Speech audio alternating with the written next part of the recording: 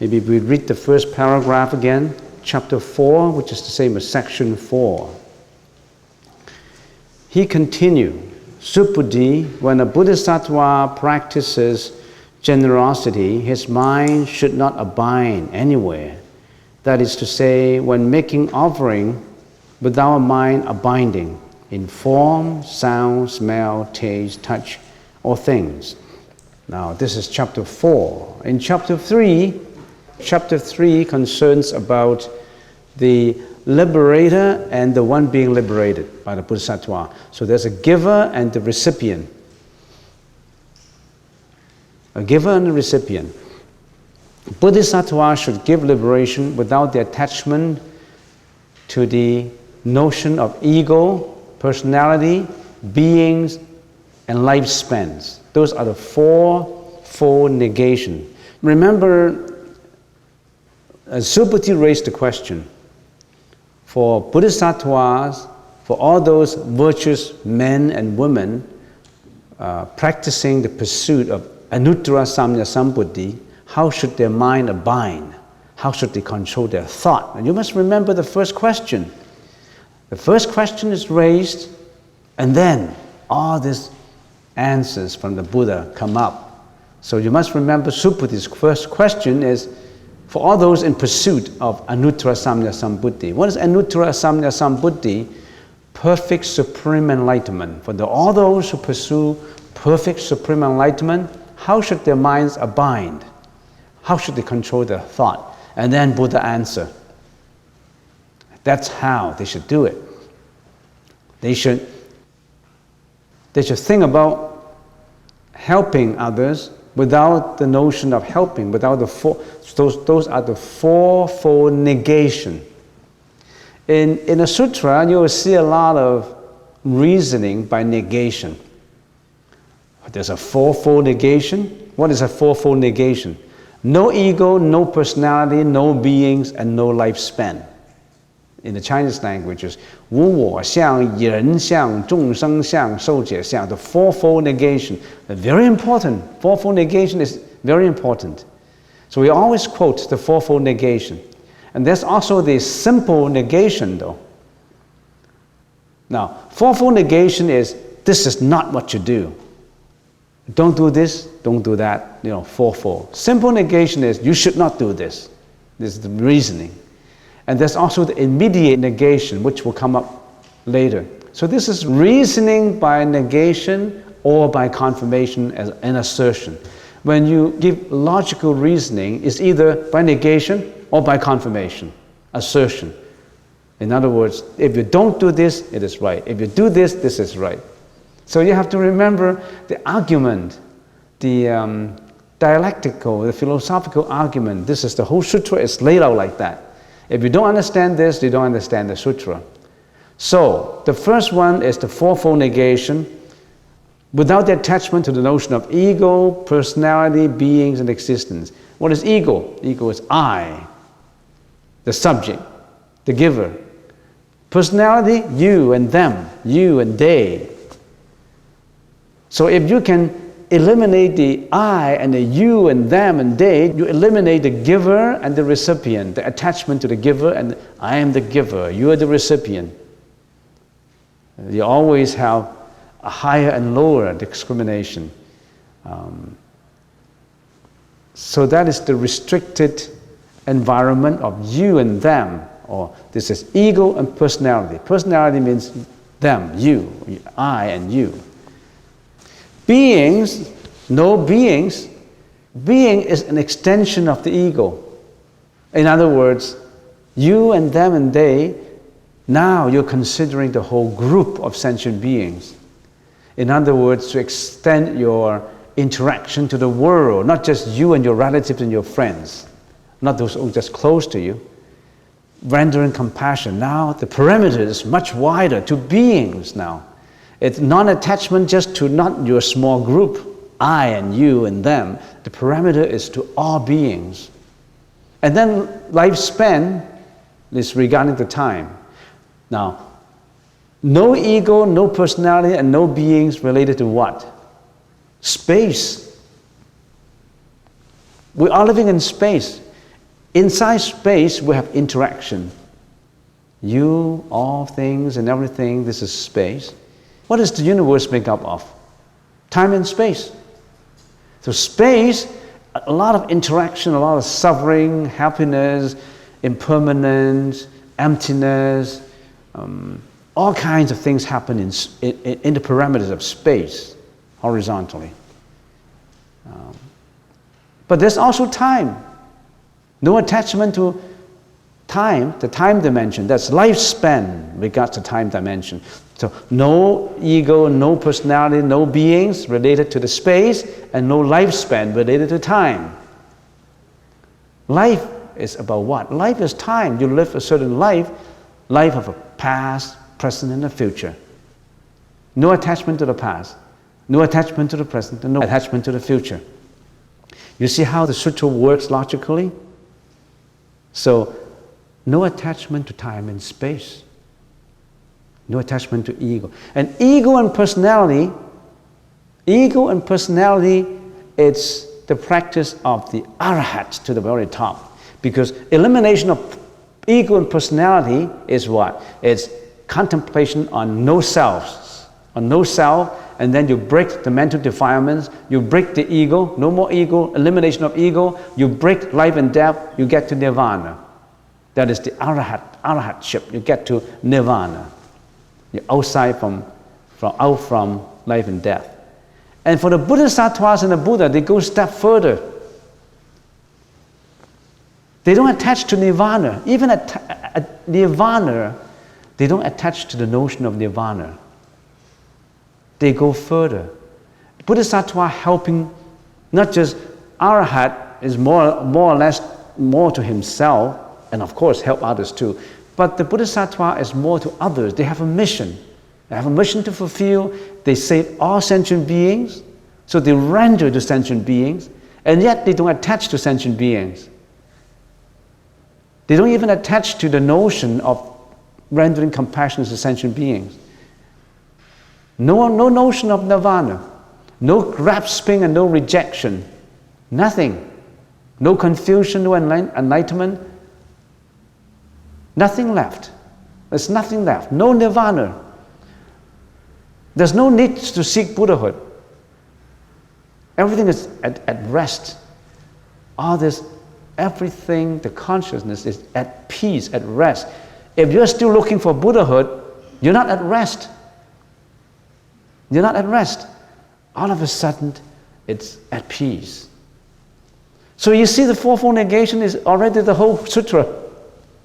It gives you everything in there, if you think about it. If people just look at the words and they say, I know it, no, you got to think deeper and deeper and deeper into it. So that's the first 3 chapters. For those who really understand the sutra and for those who just grab the superficial meaning, there's a lot of difference. And now chapter 4. Now chapter 1 to 3 deals with what? The giver and the recipient. And chapter 4 goes a little more detail. And the gift, G-I-F-T, and the act of giving. What do they give? There's a giver and there's a recipient. You are always attached to the ego of the giver and the ego also of the recipient. And how about the thing being given, the act of giving? What are these acts that the Bodhisattva practice in giving? The 6 parameters. Generosity or charity, precepts or morality, tolerance and endurances,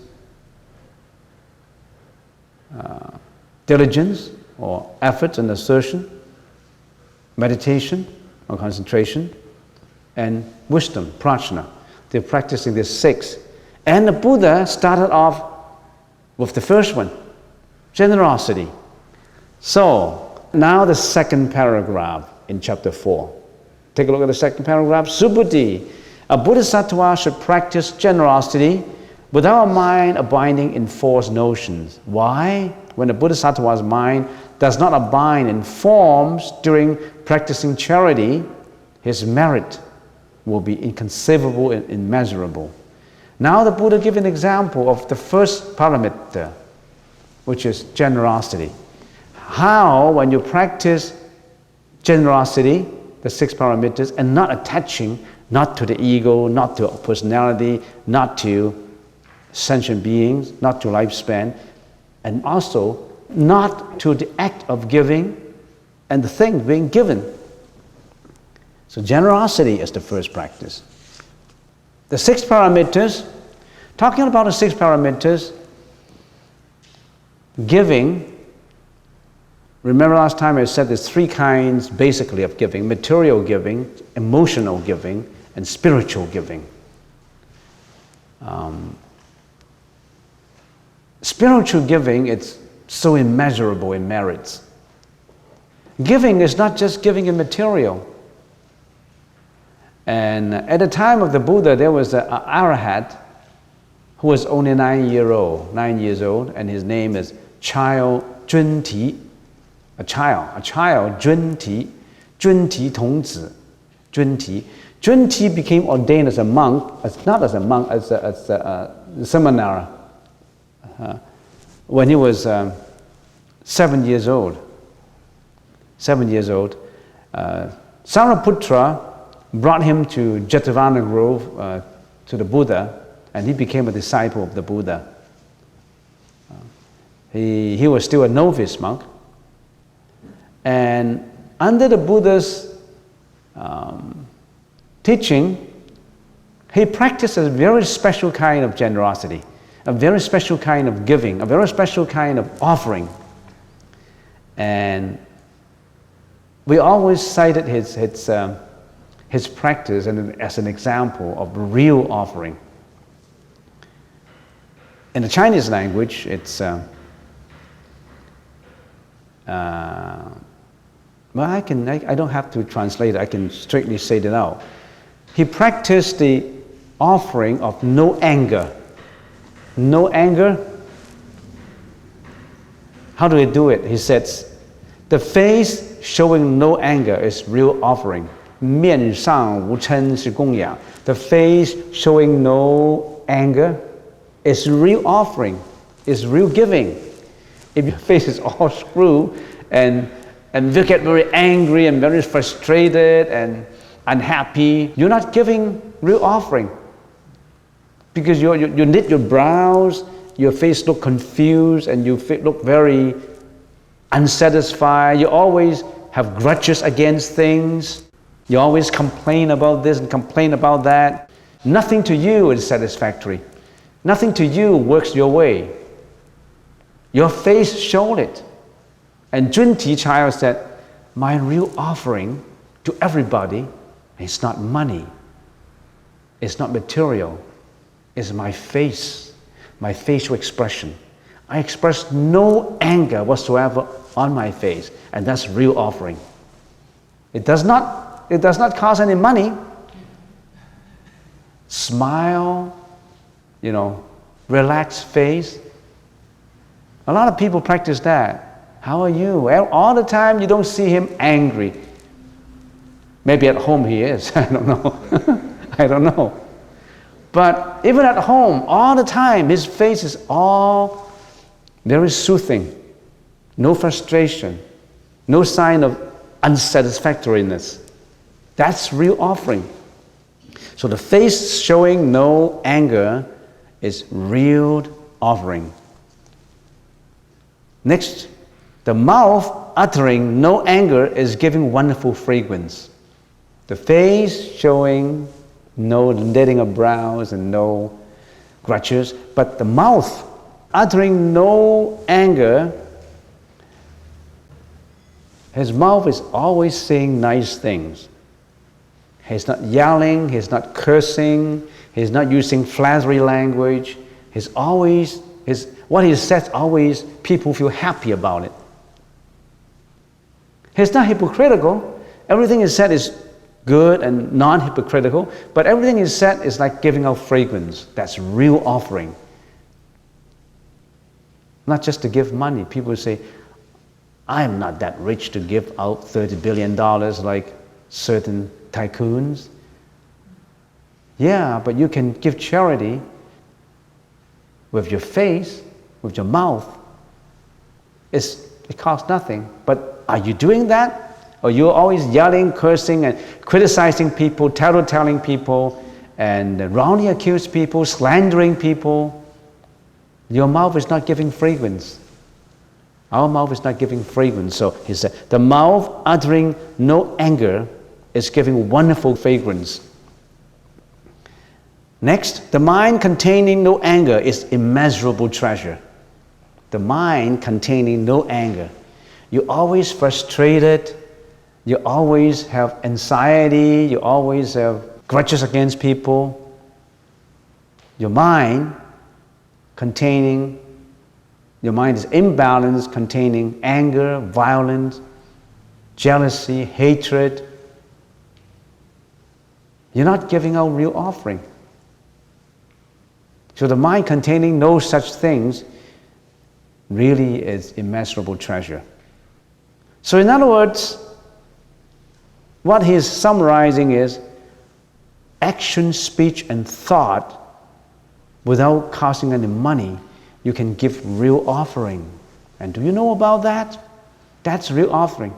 If you donate $1 million, your face does not show, your face shows anger, your face shows unsatisfactoriness, your mouth always curse and you always yell at people. Well, that's not real offering. Lastly, neither forming nor disintegrating is real nature.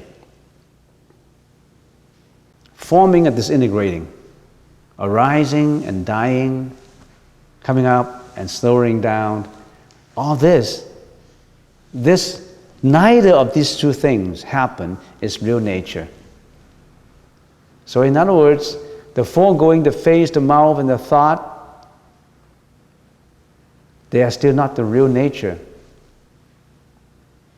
But they help you to build up that real nature that concerns nothing about anger, nothing about not anger, nothing about ego, nothing about the notion of non-egoness.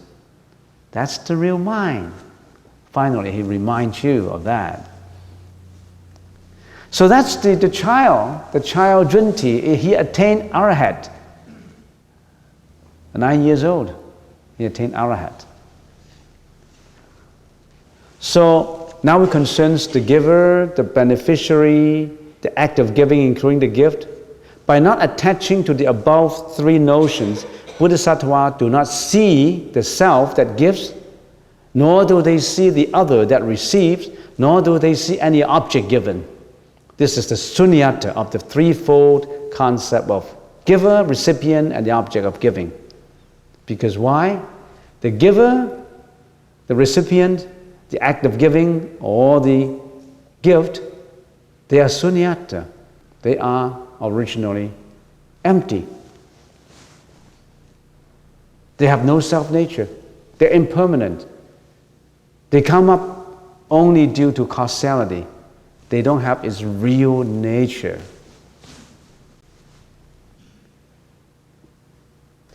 Next paragraph. Subhuti, what do you think?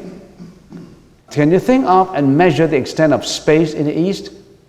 Why did the Buddha ask question about that? Because he wants to explain why he said that generosity, if performed in the right way, the merit is inconceivable and immeasurable. Why? Then Buddha gave an example, to continue and give an example of space. And he said, can you measure the extent of space in the East? No, well-honored one. Subhuti said, how can you? How can you measure the extent of space in the East?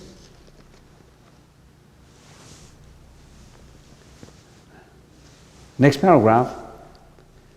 Subhuti, can you think of measure the extent of space in the south, west, and north, as well as in intermediate directions, including the zenith and the nadir? No, well-honored one. The Buddha wants to explain how immeasurable these merits are by comparing it to space. You see, Bodhisattva should practice generosity, which is the first paramita, without a mind abiding in false notion of forms, which are appearances. Forms are unreal as they are empty. Forms are caused owing to, because of causality. Forms are impermanent, and forms have no self-nature. They dependence on other causes, but they are fallaciously perceived as real. Form are perceived as real. We always think that forms are real form. Our body is real. We always think that we'll sustain for a long time until the time when we come to death. Then we know this is impermanent. By then it's a little late in your practice.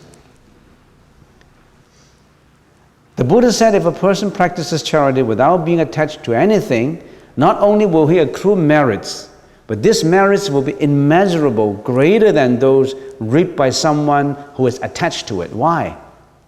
Someone who performs generosity and he attached to it, and someone who performs generosity, he doesn't attach to it. Why would the merits of this who don't attach to generosity, who don't attach to the four notions, ego, personality, beings, and life, why are the merits much more than this? We have to think about it. First of all, we think about what do they mean? What do we mean by attaching? Let's get an example. If we give a donation of, say, $10,000 to a lot of people, this is a large amount of money, $10,000. Donating $10,000 is a lot of money. To other people, of course, it isn't. If I'm the giver, here's the giver, give 10,000, and here's the temple, the recipient, and the $10,000 is the gift. If there is attachment, what are the attachments? What are the five skandhas? The outer environments. What are the senses attached to? What were the eyes attached to? Forms. What were the ears attached to? Sound. Nose attached to smell, tongue attached to taste, body attached to touch, and brain and mind attached to all phenomena. So if we analyze it that way, it would just give an example. If we donate $10,000, if I'm the giver, if I attach to, first of all, how do I attach to form?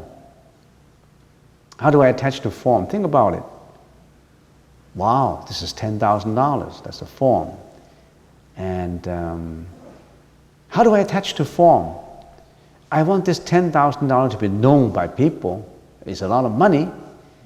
And I want my name to be inscribed on the plaque. That's a form. Mr. So-and-so, $10,000. And can you give me a bigger size name? You know, what usually is 2x3. 2x3, and there's another 4x5, but that's 15,000. No, I don't want to give 15,000. I want to save another 5,000. But is it possible that I still get the 4x5 by giving $10,000? You're attaching to the forms. You want your name to be on the plaques. Your name want to appear in there. I want to be a volunteer to the temple, and sometimes the venerable is not there. If venerable is not there, I don't want to go to work for volunteer. He can't see me performing voluntary functions, so I want him to see me there, so that next time he know I'm the guy who always volunteer. Are you not attaching to form? So, just thinking that as an example, yes, there's attachment to form. And also, if I'm the giver, I said, some people donate and they get that little Buddha on the wall. Can I get a Buddha on the wall too? And if I get a Buddha on the wall, would I get the blessings? Now, if I give this $10,000, what kind of blessings I will have in return? Would I be richer in the future? Would my son and daughters be better persons if I donate this $10,000? I would get blessings from the Buddha. You consider a lot of return, of reward, compensation to you. Is that an attachment to form? How about attachment to sound in this example? I'm donating $10,000. How do I attach to sound? Well, I want, the other day I heard something I feel happy. I donated $10,000 and they asked me, oh, how come you're so generous? I feel happy when people praise me. I donated $10,000 and how come I become so generous? And some of my friends talk about it. And also, if I have that plaque inscribed my name onto it, I will bring my friends to the temple and deliberately show him to that column where I got my name in there. See, this is a beautiful temple. I show you around, and I've been here for quite a while, and I like to support this temple. And by the way, can you come here and look at this pole? You don't want to deliberately point out your name. You just want to, oh, this is a beautiful color. And look, this is my name. You want to act as if you were inadvertent in showing the name, but actually you do it with deliberation. You do it with intention.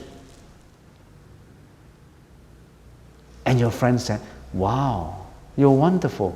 You donated $10,000? And you want to listen to praise, to comfort. Sound, you want to listen to sound. You want to attach to that praise. You also attach to criticism, and you hate it. And you hate it.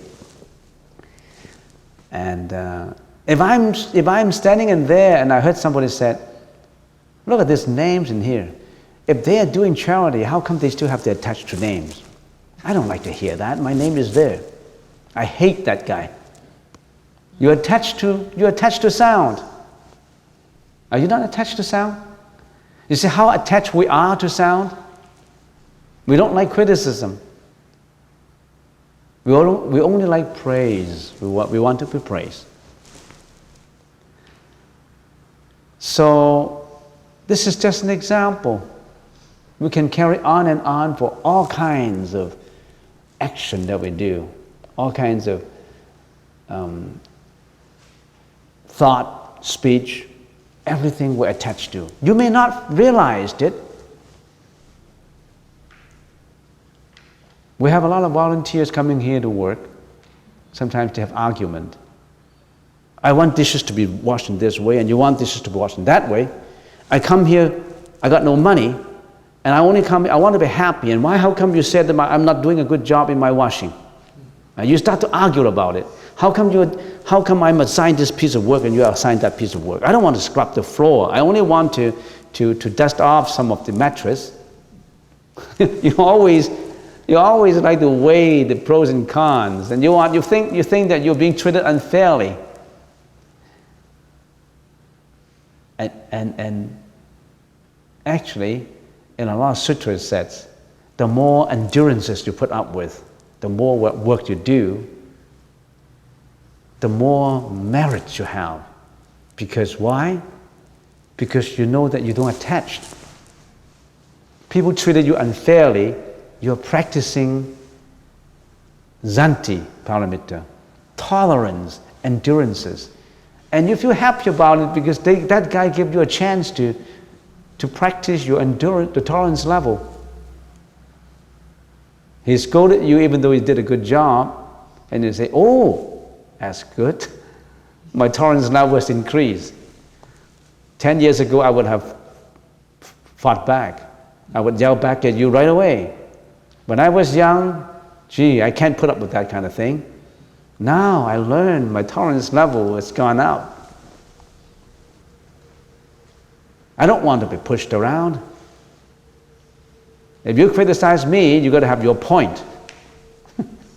If you don't have your point, you're not going to criticize me. You see how that works? How the egoistic feelings work? The arahat is egoness. You know how happy if you don't have an ego? If you don't have an ego, any bullets coming at you, you're like a sponge that has absorbed it. The bullet rises in, it has absorbed it, and drop it on the floor. But if you don't have that endurances, you're like an iron plate. It hit you, it bounced back, but you got a mark on your, on your body. So we know there's a lot of merits in it. All right, let's go through. If you have, why would the merits of this person who does not attach more than the merits of this person who's attached? Because if you have no ego, no personality, no beings, and no lifespan, no attachment whatsoever, your mind goes pure. When your mind goes pure, you're closer to Nirvana. When you're closer to Nirvana, what ultimately will come up? You attain Buddhahood. When you attain Buddhahood, what ultimately will come up? When Sakyamuni Buddha attained Buddhahood 2,600 years ago, what happened afterwards? Trillions and trillions of beings were saved. You see? When you become the Buddha, when this person who no attachment become pure and become the Buddha, by definition of a Buddha, he will save billions and billions of sentient beings by geometric expansion. How that merit extend? That merit will extend impermanently, eternally. Not impermanently. That merit would extend, what do you call that? Geometric expansion. Can you calculate geometric? It's like branches are. One Buddha on top will enlighten billions of individuals, and one individual will enlighten billions of individuals. One of them will enlighten another billions of individuals. How can you measure that kind of merits? Can you measure it like space? You can't even measure space, assuming you can measure space. You can measure that geometric expansion. That starts off from the purity of mind without attachment. And if you attach to the generosity, you attach to a reward, what's the result? All those who perform good deeds, they go to heaven. You end up in heaven, which is good for you. Good for you, they say. It's good for you. You end up in heaven. Only happiness for you because of your good deeds. But the merit is so restricted. So the Buddha is using this example.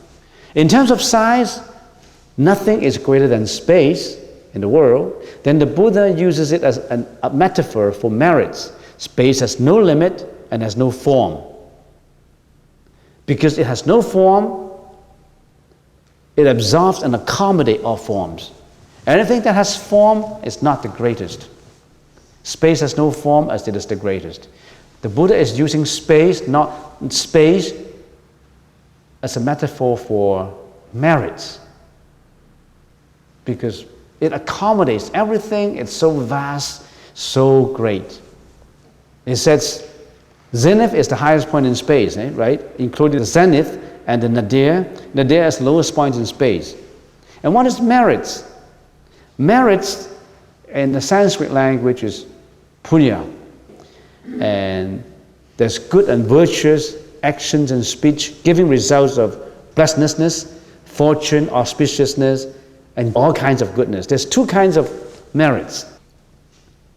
Of course, when you do meritorious deeds, good result will come out. Result with auspiciousness, with good fortune, good health, longevity, blessedness would come out because it's a natural causality link. But there's basically two kinds of merits. One is merits without attachment, and one is merits with attachment. Merits with attachment is not complete. It contains impurity. A merits without attachment is pure. So whatever merits we do, no attachment. Next paragraph, which is the last paragraph. Subhuti If a bodhisattva practices generosity without a mind abiding in form, then the merits that results from the virtuous act is equally inconceivable and immeasurable as space, of course. Subhuti, the bodhisattva's mind should thus abide as taught. So that is a pause for the answer to Subhuti's original question. What was the original question? Bodhisattva seeking Anuttara Samya Samputti. How should their mind abide? How should they control their thought? And the Buddha said, well, don't attach. Fourfold negation. No ego, no personality, no beings, and no lifespan. And then no attachment to the act of giving and the gift. And comparing it to the merits in space. So that's the first pause for the answer. The answer is not yet. There's more answers coming out, but that's the first pause. Now, if we summarize it for chapter 4, the Buddha taught the method to you already in general terms, which consists in looking into what? The non-existence of ego. Mindful of non-existence of the ego, that's the main starting point. If you consider everything from your ego's perspective, it's already too far away. If the ego, the subject, does not exist, personality, the object, also disappears. When the conception of an ego and a personality is eliminated, the self-mind is in the state of nirvana. That's the arahat's position. No more ego. Completely elimination of ego is the arahat's position. No more I. No more self-identity. No more ego. Now, if the practitioner continues in practice non-attachment even to the notion of emptiness of self and the notion of nirvana, no notion of no self, no notion of the fourfold negation, liberating all beings without thinking beings are liberated. He does not attach to nirvana. He goes a step further, that's the bodhisattvas. And that is the elimination of even the Dharma. There's a step further than the arahats. But the arahats already out from life and death. If all become arahats, we won't subject to reincarnation anymore. That's the Theravada. The Theravada's Buddha is nirvana. But if you go further and further, even nirvana, that notion, get rid of it. In other words, you got to go on shore. Don't attach to the ship.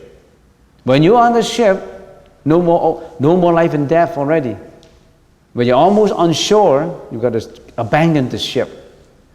Abandon nirvana, the concept of nirvana. Thus, his mind is free from attachment to, even sunyata should be free. Don't attach to emptiness. Free sunyata and free, no attachment to nirvana. So when your mind, which is used to seek Buddhahood, is set at rest, there's no Buddhahood to be sought after. All wish to grasp and to reject will disappear. You want to grasp on the Buddhahood, grasp to nirvana, grasp to non-self, grasp to all kind of notions, that disappeared. Even that disappeared. When that disappears, there's no subject, no object, no act of giving, no gift, no internal, no external, no confusion, no enlightenment, no impermanence, no eternity. Then that one pure mind remains. That one oneness of mind remains. This is the method to abide the mind. So the Buddha said, Bodhisattva's mind should thus abide as taught. This is how, thus, T-H-U-S, this is the word thus, that means the Buddha used the word thus to explain all these things he said before. This is the method to let the mind abide. This is the first pause, the first little pause to that question. So we finished 4 chapters. And in these 4 chapters, what do we learn? We learned that The ego has to go. The subject, the object, the act of giving, the gift, the concept. Is it easy? Extremely difficult. Extremely difficult. It is extremely difficult to get rid of the ego. We talk about it. You think I get rid of my ego? No. Maybe a little better when I'm in contemplation, meditation. But when you don't notice it, the ego comes out. That's why Zen master said, wherever you go, sleeping, walking, meditating, standing, grasp that purity. You are that mountain, the clouds come in. You're that monkeying mind.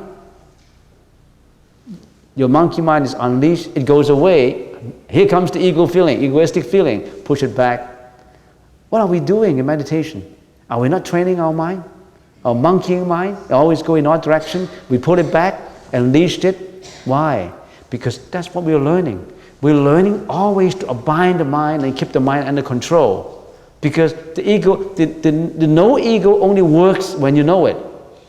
Because of your bad habits, of our bad habits, the egoistic feeling comes up every second. If you train your mindfulness in it, you become the saint. You become free from mental defilements. You become Arhat. You become the Buddha. It is easy, but it's extremely difficult.